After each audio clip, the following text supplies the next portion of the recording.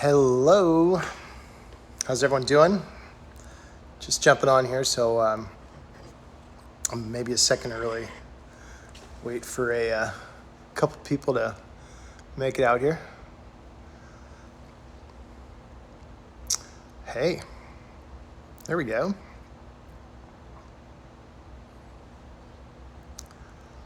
Welcome everyone popping on there. Sounds like a lot of people are interested in Chardonnay today.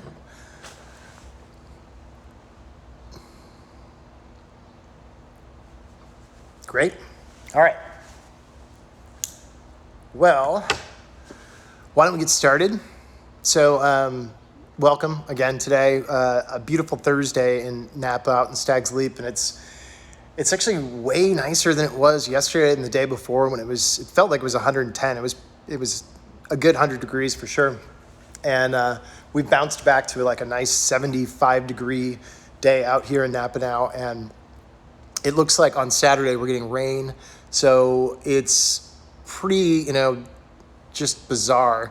And kind of, maybe something I should get used to is this like 100 degree extremes to, 60 degree rain in 2 days. But should be fun.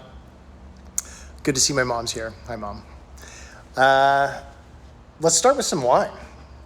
I have 3 wines here that Chardonnay in general is really one of my favorites. I know it's kind of it's a popular grape, so people kind of maybe get bored with it. But I think Chardonnay is just so versatile, so interesting.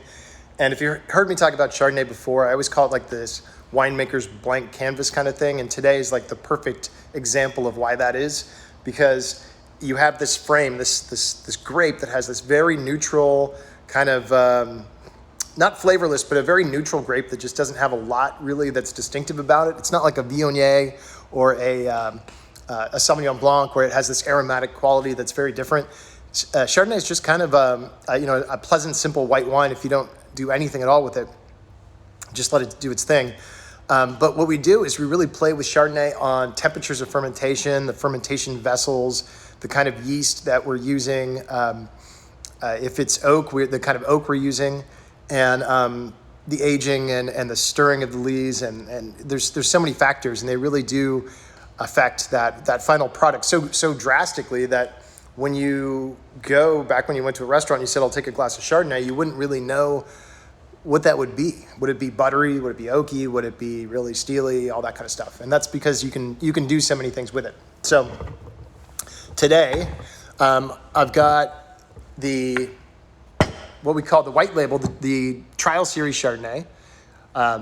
Trial went so well, we did it twice. So this is the first of it, the 2018 Trial Series Chardonnay from our Carneros vineyard. And this one is done in the style is really sort of a nod to Chablis in France, which is not an unoaked maybe, but an oak-free fermented. So it's fermented in stainless steel, and it's fermented really cold. And when you have really cold fermentations, the yeast are struggling a little bit, but they're producing esters and qualities in the fruit, the aromatics that are really interesting. So it gives you a different type of wine. And in stainless steel, you can control the temperature exactly, right? Because if it's in a barrel, you can control the temperature in the room maybe, but the wood itself doesn't have the ability to cool or warm up the wine. When it's in a stainless steel tank, it is, and they have jackets that have cooling capabilities. We can take this wine as it's fermenting and get it down to less than 50 degrees and really do a super slow fermentation.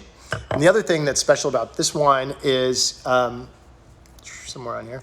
So alcohol, 12.7%. I would say it's the lowest we do, but our rosé I think comes in at 12.0. So it's definitely on the lower side of the alcohol spectrum. And that is because of when it's picked. So part of the stylistic thing that we're going for is picking it much earlier. And when you pick early, you get flavors that are much different than the riper flavors that you get at the end of that kind of ripening. Thanks, Julia. How you doing?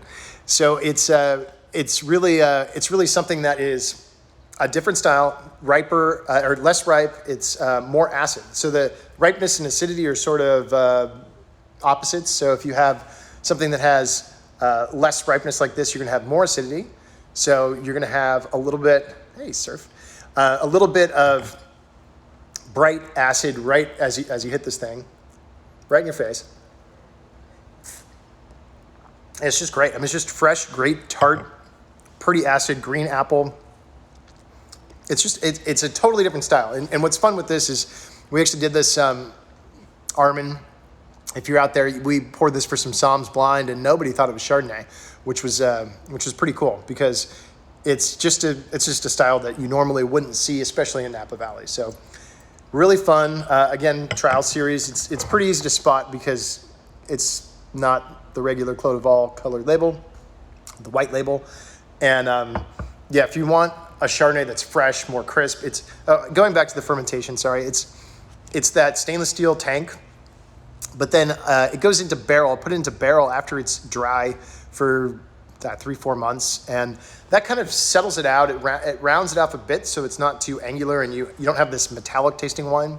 Because if it's only seen a metal tank, it tends to have a little bit of that character to it. So I feel like sort of resting the wine in older oak barrels for just a few months really does kind of round it out, give you a little bit of smoothness at the end. And super refreshing. I mean, this is the ultimate in like oyster wines right here. Check it out if you haven't had it. Trial Series 2018. Then moving on, the next one in our Clos de Vol lineup, Chardonnay wise, 2018 Estate Chardonnay. So this one is kind of our flagship, what we're known for. Chardonnay-wise, it's our largest of the productions. It's available out in retail in different parts of the country. Whereas this one, you're really only going to get this at the winery or on the website. And this one is definitely more available. It's not a huge production. It's actually fairly small, but it is out there. And this one is kind of for me, a really sweet spot style between these two wines, the bookends over here. The last wine we're going to try, which is the Gran Val 2017. So this one is picked a little bit later, so it's got more ripeness to it. And the ripeness gives you a little just hint of kind of tropical fruit to it. So it's not just green apple and lemon. It's going to have just a hint of sort of tropical to it. And there's maybe 20, my sister's here too, hi. There's maybe 20-25% new French oak too. So the French oak component, and I think French oak is really important on Chardonnay. Did some trials with a couple other types of barrels, and the French oak has been definitely the favorite.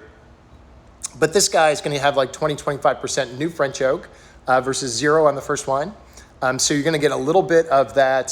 Switch wine glasses. It's going to be a little bit of just a hint of that like toasty oak character. There's sometimes a little, just like a roasted almond kind of, just a hint of smoky something. And that adds to complexity of the wine, right? So that's the one thing is, the first one was very fresh and clean and laser focused. This one's a little bit more complex and has layers of flavors and textures and types of aromas and more broad, I guess I should say. And a lot of that comes from that oak component. And then the biggest kind of part of that is that when this is fermented, unlike the first one that goes to a tank, these grapes, which are just squeezed in a press right after we pick them, they go into a barrel, and that juice, the Chardonnay juice, the grape juice, is fermented entirely in that barrel, the oak barrel. So that fermentation process is kind of self-regulated because we can't control really the temperature of that barrel other than the room it's in. And so some barrels ferment a little warmer than others, and you get this sort of cool variation between this barrel of Chardonnay and that barrel of Chardonnay. And then as it ferments, it's bubbling in the barrel and mixing up the CO2 that's being formed is kind of moving that fermenting juice around. And then when the fermentation is done, and when it goes dry or the sugar's all gone, that yeast that's in there all settles to the bottom, and the clear wine at the top is separate from what we call the lees and the heavy yeast on the bottom that have fallen out of the solution. And what we do is we want to harvest some of that flavor and richness that's in that lees at the bottom. So we We take a stir rod, put it in each barrel, and stir it up once a week or once every other week for a couple of months. And that gives a little bit of that texture. So when you have this wine in your mouth, you get a little bit more texture to it. Just a nice, creamy, mouth coating, roundness, fresh, clean, really pretty, but definitely a different style than the first wine. But it's not over the top at all, and it's not a style that is going to be off-putting to someone that might think of this as being some people that have Chardonnays in their mind that are maybe too oaky or too rich or too buttery. It's really none of those things. It's got a hint of everything. On the butter side of that, if you've heard that or you've experienced that, it's from a compound called diacetyl, which is a kind of a byproduct of the fermentation, the secondary fermentation after the alcohol has been converted from the sugar. It is a secondary fermentation that takes one of the acids, the malic acid, and converts it to lactic acid. And the lactic acid is very smooth. It's creamy like yogurt. Malic acid is what's in that first wine. It's all green apple. And so it gives you a hint of that kind of creaminess from that sort of milky yogurt style acid. But this one, instead of having that full rich creaminess that also will develop diacetyl or the butter character, we arrest that fermentation by putting this in a very cold room, and you maintain this nice balance where you get the benefits of some malolactic fermentation, which is that creaminess, but without the butteriness that comes later on. So it's the secret on that one. This one's the most versatile as far as food-wise. It goes with anything, really. I mean, it's because it covers so many different styles and different types of food that it would be definitely your most versatile. And then this one's really fun. So our Gran Val Estate Chardonnay. We have a vineyard in Carneros called Gran Val, but the Gran Val really just represents kind of the best of the best from our Chardonnay. So the Gran Val Estate Chardonnay from Carneros. This is 2017. So the other two were 18s. So this is intentional on this tasting because it gets more time in barrel. So the first one will be bottled. We'll bottle it in June or July. This one, because we have harvest time between August, September through November. This one will be bottled instead of June. It might be bottled in December or thereabouts after harvest. So it gets a few more months in barrel, and that's because we've selected kind of the richer, bigger style Chardonnay juices that have fermented, kept them separate, a little bit more new oak. So when I was saying 25 or 30%, this might be 50, 60, 70%, kind of depends on the year. So more new French oak, because we're picking a little bit later again to get more richness that will balance out that increased amount of oak and give the wine this kind of more plush, bigger style. The other thing that is really interesting on this wine is this is our unfiltered Chardonnay as well. So if you look at this glass, it's really like a totally different turbidity, we call it. Super thick. Well, not thick. That's not the right word. It's turbid, meaning it's hard to see through. So it's cloudy. I guess that's the layman's term, cloudy. That was obvious. So anyway, it's a totally different style just visually. I mean, there's not so many times you could look at a white wine and see that it's a completely different style. The reason that I do this is it spends more time on the yeast or the lees. It gets more contact with that. And when the other wines are ready to be bottled, we take it off very cleanly. We rack off or remove all of the yeast, and then we filter it in case there's any yeast that's left in there. So we have hey Alice, how you doing? So we have a very clean wine at the end for the regular Chardonnay. The reason we do that too is a commercial Chardonnay, if you will, one that's sold, like I said, the estate. You can buy this in Michigan or whatever. We don't want to put something out on the shelf that somebody might believe is a flaw, where this wine's very cloudy, very turbid, and someone might look at that and say, this is no good, I want to return the wine. This wine is really only sold at the winery, so you probably wouldn't ever have this bottle unless we poured it for you here, or these days if you ordered it from one of our staff members directly. So you would get that story that we are leaving all that delicious lees in here. Well, not all of it. We take most of it out, but there's a little bit that's left over from that process of naturally just racking it out of the barrel and not filtering it. And when we're doing that, we're instead of filtering out all of those particulates that have that flavor, we're leaving some of those back in there. So it's just boosting up the flavor components, the viscosity or the thickness of the wine, and just overall the texture that's in your mouth. So this is going to be a much richer, bolder Chardonnay.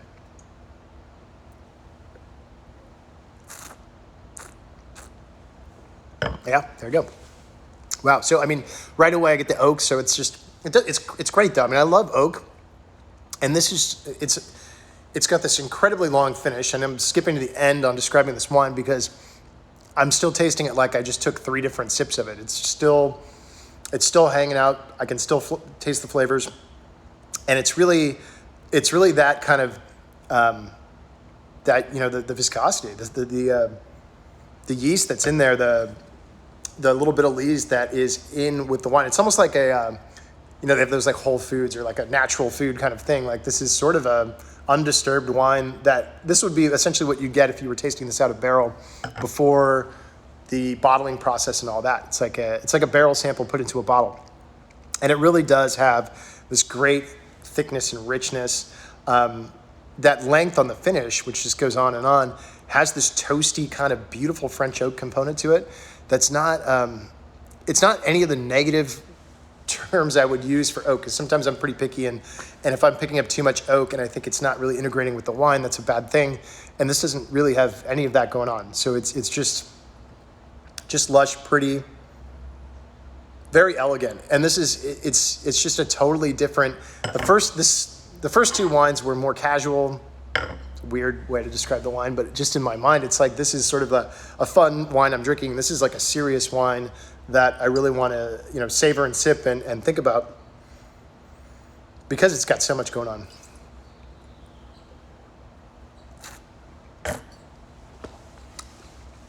Nice. Yeah, that one's tasting great.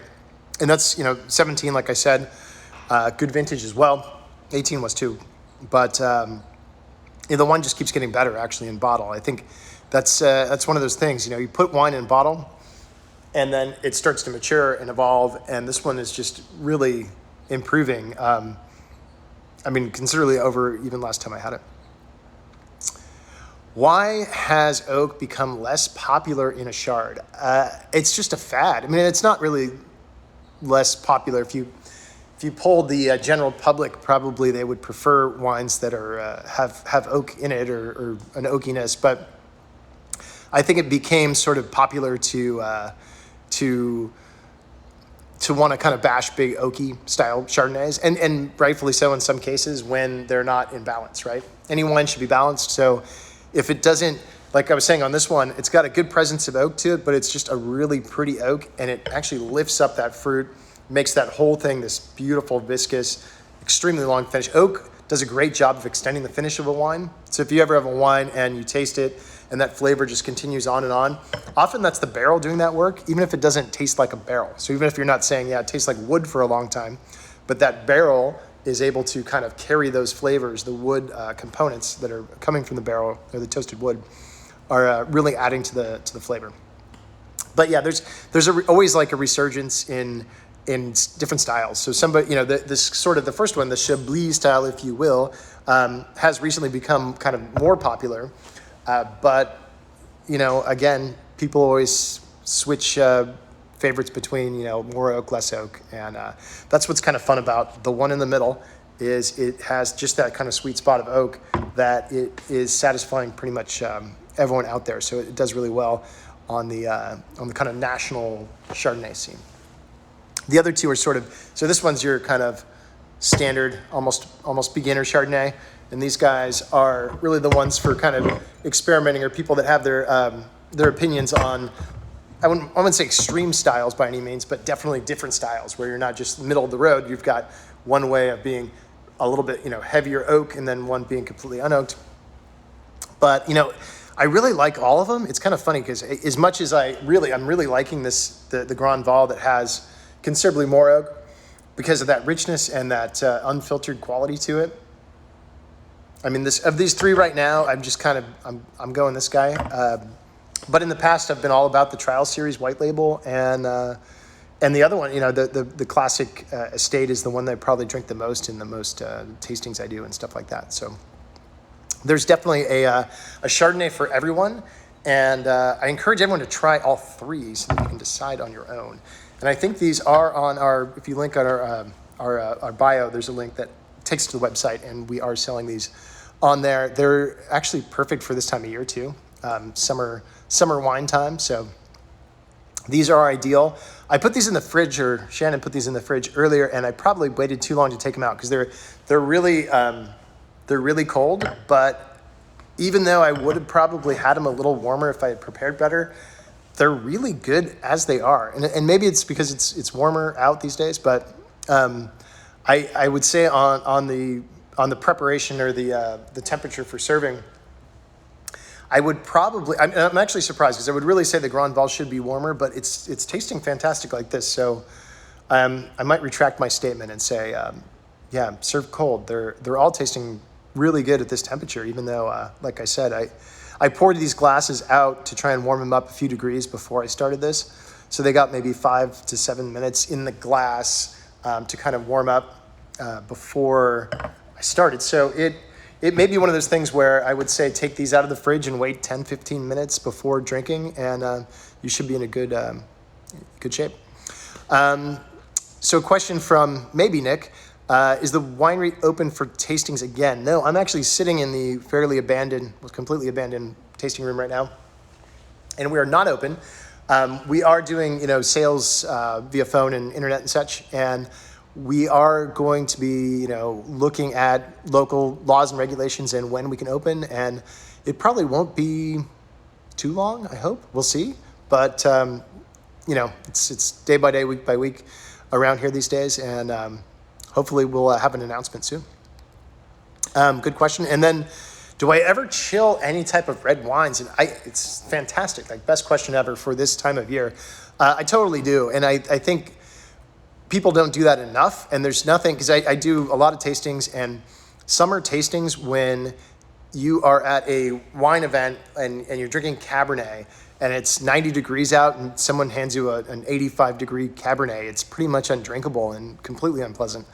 I think the 58 to 60 degree, red wine is great. And it's so refreshing. It's bizarre how knocking, 10 degrees or less off of a red will make it just like a completely different style of wine, or different kind of the way that you react to it. It's a good trick to have. I mean, you'll notice at tastings, if you look at some wine people, we'll have a bucket of ice below the table, and we'll take the red wine off, put it in the ice, come back up, pour it for people, put it back on the ice.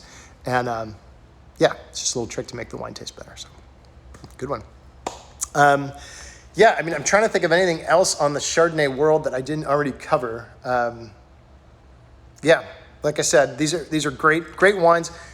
I hate to say, don't realize that I shouldn't say my own wines are great, but I think they're pretty good.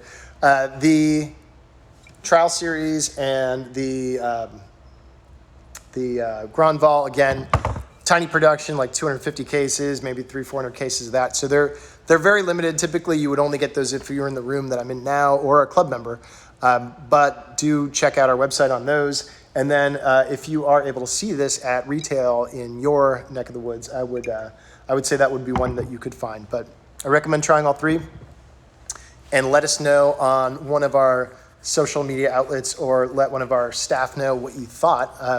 Curious to see what the opinions are out there, because I think it is a total personal choice as far as style, and I think they're all going to have fans out there in one way or the other. So it'll be interesting to see what you guys liked. So again, thank you very much for joining me for this, and enjoy this early pre-Friday weekend. Feels like a weekend, even though we just had a weekend. We'll look forward to doing this soon. And until then, see you guys. Take care.